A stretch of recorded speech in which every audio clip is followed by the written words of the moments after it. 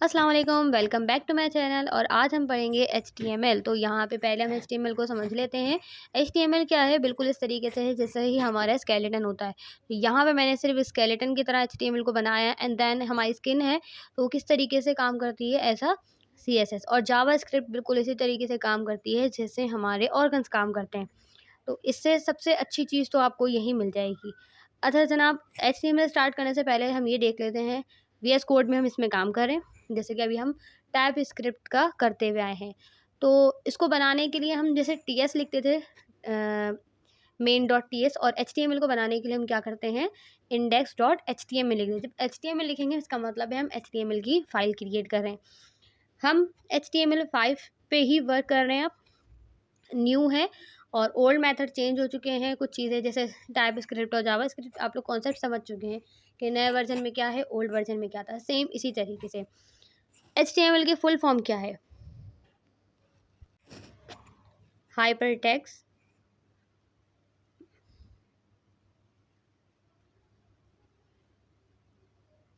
Markup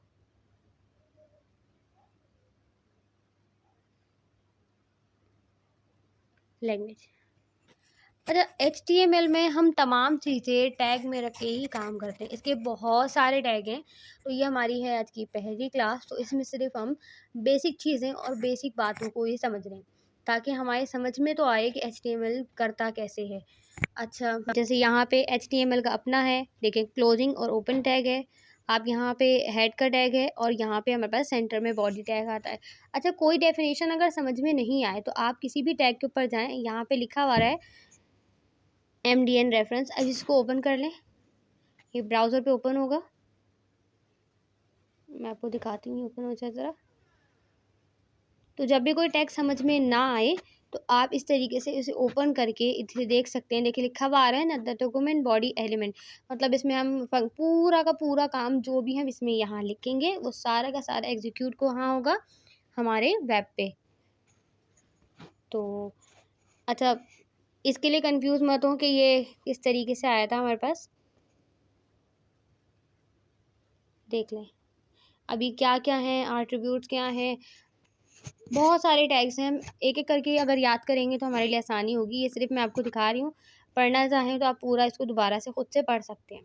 अच्छा, मैं यहाँ से फ़ौरन ही ये पेज मेरा किस तरीके से डेस्कटॉप पे गया था। तो यहाँ पे अभी मेरे पास 2 एक्सटेंशंस हैं, तो वो मैं आपको बाद में बताती हूँ कैसे डाउनलोड होगी। पहले मैं दिखा देती हूँ। यहाँ पे आपको लाइव ओपन लाइव सर्वर, तब मैंने इसको क्लिक किया था तो ये कहाँ पे ओपन हुआ था, जो हमारा सर्वर डिफ़ॉल्ट पे होगा। तो मैंने अभी क्रूम को डिफ़ॉल्ट पे रखा हुआ है, इसलिए वहाँ पे ओपन हुआ था। देखिए यहाँ पे ओपन हो गया। अभी तक हमने पेज पे कुछ लिखा ही नहीं है तो ये हमें कुछ भी चीज़ शो नहीं करवाएगा। अच्छा, अगर आप ऊपर की तरफ देखें तो ऊपर क्या लिखा हुआ आ रहा है, यहाँ पे लिखा हुआ आ रहा है डॉक्यूमेंट्स। तो सबसे पहले तो हम इसी को चेंज करना सीखते हैं। जो भी हमारी फ़ाइल है यहाँ पे देखें टाइटल का टैग है, इसमें से जो भी चीज़ लिखी हुई है उसको रिमूव कर दें।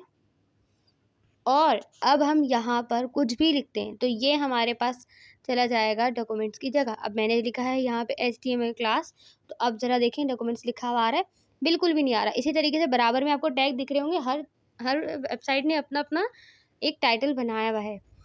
तो पहले ज़रा हम लाइव सर्वर को एक्सटेंशन को डाउनलोड कर लेते हैं। यहाँ पे आपको 4 स्क्वायर्स दिख रहे हैं, इस पर क्लिक करते हैं और ऊपर लिख देते हैं हम लाइव सर्वर। अच्छा, मैंने यहाँ पे 2 डाले हुए हैं, तो पहले मैं आपको एक का यूज़ करके दिखा दूँगी और आगे चल के इंशाल्लाह मैं आपको इसके दूसरे का भी बता दूँगी। देखिए मेरे पास 2 डाउनलोड हैं, एक लाइव सर्वर है और एक लाइव प्रीव्यू है। अच्छा, प्रीव्यू से फ़ायदा ये होता है कि जो हम एनी टाइम काम कर रहे होते हैं ना वो दिखता रहता है। तो ये मैं आपको यूज़ करके दिखाऊँगी इसी वीडियो के अंदर। ठीक है, यहाँ पे ये मैंने डाउनलोड कर लिया है, पहले से मेरे पास डाउनलोड है दोनों चीज़ें, तो आप लोग भी कर लें, बेहतर होगा। इस चीज़ को तो आप लोगों को समझ में आ गए ना, हमने ये HTML का कैसे क्रिएट किया था पूरा इन्वायरमेंट। हमने दबाया था Shift+1, तो ये चीज़ हमारे पास एग्जीक्यूट होकर आ गई थी। ये सिर्फ इसका अभी बेसिक स्ट्रक्चर है। अब जो भी हम काम करेंगे वो सब हमें इसके अंदर करना है। अच्छा, कोई कमांड या कोई लाइन हमें मूव करवानी हो तो उसे हम कैसे मूव करवाते हैं, तो ज़रा सा मैजिक हम यहाँ भी देख लेते हैं। एक काम करते हैं, इस HTML को देखें मैं अपवर्ड की तरफ मूव करवा रही हूँ। अब मैं इसे वापस भी लेकर आ जाती हूँ उसकी जगह पे। अच्छा, तो अब ये किस तरीके से मूव करवाया था, कोई कमांड ऐसी है, किसी फंक्शन को हमें मूव करवाना है, एक लाइन से दूसरी लाइन की तरफ लेके जाना है, तो हम प्रेस करते हैं अल्टर प्लस अपर की। अगर लोअर की तरफ जा रहे हैं तो डाउन की एंड अप की।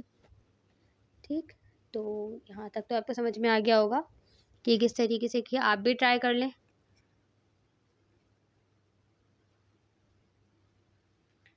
चलें, अब हम आ जाते हैं इसके सबसे पहले टैग की तरफ, जो है H1। H1 हम हेडिंग के लिए यूज़ करते हैं। अगर मुझे ये H1 कुछ ज़्यादा ही तादाद में चाहिए, मतलब मल्टीपल टाइम्स चाहिए एक ही टैग, तो मैं क्या करूँगी, मैं लिखवाती हूँ स्टेरिक का साइन, मतलब मल्टीप्लिकेशन, और 6 7 जो भी जितने भी टाइम मुझे चाहिए वो लिखूँगी, और ये मुझे इतनी ही बार ये प्रिंट करवा के दे देगा। एक दफ़ा लिखूँगी तो एक दफ़ा देगा, अगर मैंने मल्टीप्लाई के साथ इसको लिख दिया तो कई दफ़ा ये प्रिंट करके दे देगा। तो इससे थोड़ा सा मेरा वर्क जो है ईजी हो जाएगा। अच्छा, सबसे पहली लाइन पे हमें डॉक टाइप HTML लिखा हुआ है। इसका मतलब है ये अपने वेब को बता रहा है कि जो डॉक्यूमेंट्स हैं वो किस में है, वो HTML में है। Specific specify this is an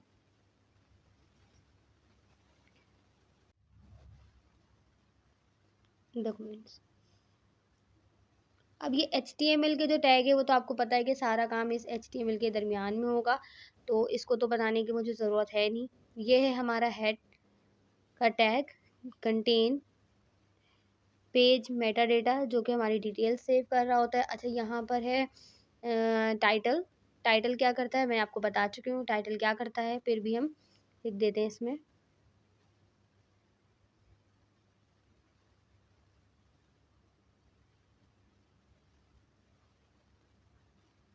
आज हम सिर्फ बेसिक को ही देखेंगे ताकि हमारे जहन में हर चीज़, एक छोटी छोटी चीज़ें रह जाएं।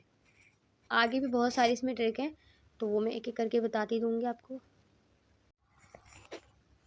और ये है हमारा बॉडी का टैग, जिसमें के सारा का सारा काम होगा। तो यहीं पे सारा होगा, जो भी कुछ हम लिखते हैं यही चीज़ हमें कहाँ दिखती है, हमारे वेब पे या हमारी ब्राउज़र के ऊपर हमें दिख रही होती है। अच्छा, अभी इसे हम सिर्फ स्ट्रक्चर बना रहे हैं, इसको कोई स्टाइल नहीं दे रहे हैं कि कलरफुल दिखे। बहुत आगे चल के वो हम स्टार्ट करेंगे, लेकिन पहले अगर हम यही अच्छे से समझ लेंगे ना, तो CSS भी हमारे समझ में आएगी। आपको जो बैक स्लैश के साथ दिखता है उसे हम कहते हैं क्लोजिंग टैग। सेम, ये है हमारा क्लोजिंग टैग। अच्छा, मैं सबको रिमूव कर देती हूँ। अच्छा, हम सब ने अभी टाइप स्क्रिप्ट पढ़ी थी, तो हमें कमेंट का पता है, कमेंट कैसे करते हैं और किस तरीके से लिखा जाता है। अच्छा, उसके कमेंट कैसे थे, बैक स्लैश 2 लगाए तो कमेंट वैसे भी हो जाता था, और control plus question mark press किया तो कमेंट हो जाता है। इसके अंदर भी ये चीज़। अच्छा, HTML मतलब किस चीज़ पे काम कर रही है, तो हम यहाँ लिख लेते हैं ज़रा सा। स्टार्टिंग टैग प्लस सेंटर में कौन आ रहा है, कंटेंट, और आखिर में आएगा हमारे पास क्लोजिंग टैग। ये इसी तरीके से HTML सारा काम करती है। और आपको ऊपर HTML का ओपन टैग है और नीचे आपको लास्ट में क्लोजिंग टैग दिख रहा है, जबकि जावास्क्रिप्ट में ऐसा नहीं था, इसमें है। और यहीं पे हम इसको ये भी देख लेते हैं कि कमेंट कैसे होते हैं। लेकिन कमेंट लिखने का तरीका वही है, लेकिन आपको चेंजिंग दिख रही होगी। एंड में कैसे दिख रहा है, स्टार्ट में क्या चीज़ आपको चेंज दिख रही है। इसे हम मिटा लेते हैं। ठीक। अच्छा, यहाँ पे मैंने लिखा है फॉर हेडिंग के लिए, ओ ये वाली लाइन आई थिंक, ये ऊपर वाली मैंने मिटाई नहीं है तो ये मैं मिटा देती हूँ। ठीक, तो यहाँ पे हमें फॉर हेडिंग अब लिखा हुआ आ रहा है, कोई टैग नहीं बनाया, ये मैंने बस ऐसे ही लिखा और ये आ गया। चलें, अब ज़रा अपने टाइप स्क्रिप्ट पे ही वर्क करते हैं, इसे कमेंट कर लेते हैं, और ये यहाँ से देखें वैनिश हो गया। देखिए, मैं सिर्फ H1 लिखूँगी, इंटर करूँगी, ये मुझे खुद ही ओपन और क्लोज़ टैग दोनों बना के दे देगा।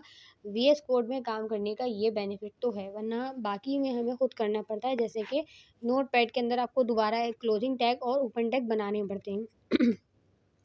अच्छा, H1 जो है हम यूज़ करते हैं हेडिंग्स के लिए। अब हेडिंग्स है, सब हेडिंग्स है, सब हेडिंग्स की भी सब हेडिंग्स है। अब वो साइज़ जो है उनका वेरी हो रहा है। सबसे बड़ी हेडिंग उससे सबसे छोटी हेडिंग। तो अभी तो मैं ये है कि हेलो वर्ल्ड को ही प्रिंट करवा रही हूँ और हेडिंग के अंदर ही इसको सबको हाँ, सब में यही लिखती हूँ और आपको सब चीज़ों का पता चलता है। अब जैसे-जैसे H2, H3, H4 होगा, तो इनका साइज़ क्या होगा, इनका साइज़ सबका छोटा होता चला जाएगा।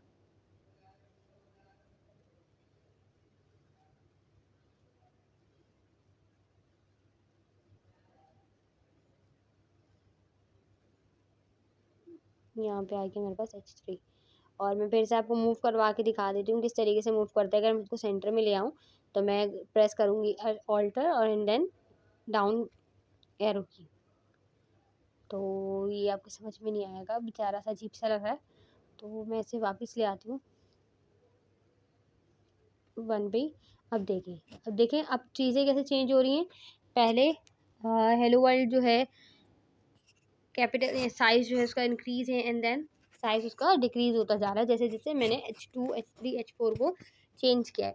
आप अगर पैरा में लिखोगे ना, तो पैराग्राफ, अब सेकंड टैग हम पढ़ते हैं इसका, पैरा का।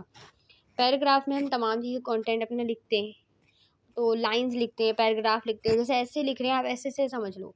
अब वो सब लिखने के लिए हम किसका टैग का यूज़ करते हैं, हम यूज़ करते हैं पैराग्राफ का। सही आपको लिखा हुआ मिल गया होगा। अब एक डिफरेंस तो आप लोगों ने देख लिया होगा कि हेडिंग का जो लास्ट वाला है H6 और पैराग्राफ के अल्फाजों में चेंज है।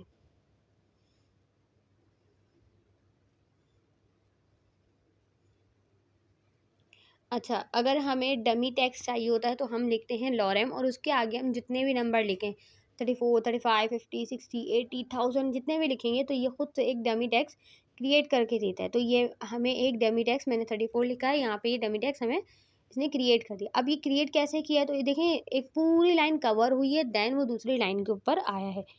सही। तो हम एक काम करते हैं, अब हम यूज़ करेंगे अपने बी आर के टैग को। बी आर का टैग का क्या करता है कि वो हम लाइन को ब्रेक कर देता है। जहाँ पे भी हम बी आर लगाएंगे वो लाइन ब्रेक होगी और आगे का जो टैग है, टेक्स्ट है, वो दूसरी लाइन से लिखना स्टार्ट हो जाएगा। अभी हम पैराग्राफ चेंज करना नहीं सीख रहे, हम सिर्फ लाइन चेंज कर रहे हैं। ये देखें, यहाँ पे टैग ख़त्म हुआ और यहाँ से एक न्यू लाइन स्टार्ट हो गई। वो आगे चल के सीखेंगे कि पैराग्राफ कहाँ सेंटर में एंड करवाना है, कहाँ एंड में एंड। तो अभी सिर्फ इतनी सी है, H1 सीखा हमने, P सीखा है और BR सीखा है। अब मैं एक और टैग का यूज़ करती हूँ। मैं यूज़ कर रही हूँ यहाँ पे बोल्ड का। सिर्फ बी लिखा, इंटर किया, अब इस दो बी ओपन और क्लोज टैग के अंदर जो भी वर्ड होगा वो बोल्ड में हो जाएगा। तो यहाँ पे आपको दिख रहा होगा तमाम चीज़ें बोल्ड हो गई। सेकंड है हमारे पास इटैलिक। अब जो भी मैं आई टैग के अंदर लिखूंगी वो उसमें क्या होगा, वो थोड़ा सा इटैलिक हो जाएगा। मैं यहाँ पे लिख देती हूँ उसे। अब देखें, ये चीज़ हमारे पास इटैलिक हो गई। एक काम करते हैं, इसे हम थोड़ा जूम कर लेते हैं। अब आपको दिख रहा होगा ये चीज़ दिख रही है ना चेंज, ये बोल्ड हो गया और ये इटैलिक। अब थर्ड वन है एक अंडरलाइन। उसके लिए हम सिर्फ यू का टैग यूज़ करते हैं।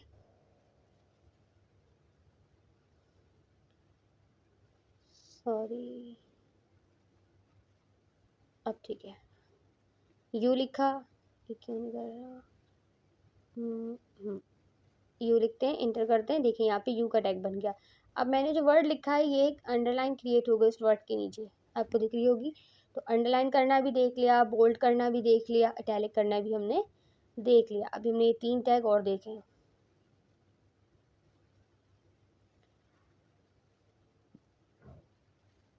हमने कौन कौन से टैग देख दिए। हेडिंग के लिए H1, H2 हो, तो आप जो भी हो देखते जाए। और पैराग्राफ। अच्छा, डिक्शनरी भी हमारे VS कोड की बहुत अच्छी है। अगर हम कोई भी मिस्टेक करते हैं तो ये हमें एरर शो कर रहा है। और साथ में आपको एक छोटा सा बल्ब नज़र आ रहा है, उसको आप ओपन करेंगे तो ये आपको सजेस्ट करता है कि कौन सा वर्ड की स्पेलिंग ठीक है। तो ये भी हमारे लिए बेनिफिट है कि अगर बाय चांस टाइपिंग में मिस्टेक करते हैं तो यहाँ से हम सही कर सकते हैं। लाइन ब्रेक करने के लिए हम BR का टैग यूज़ करते हैं। बोल्ड के लिए हम क्या करते हैं, सिर्फ B। इटैलिक के लिए सिर्फ I और अंडरलाइन के लिए U।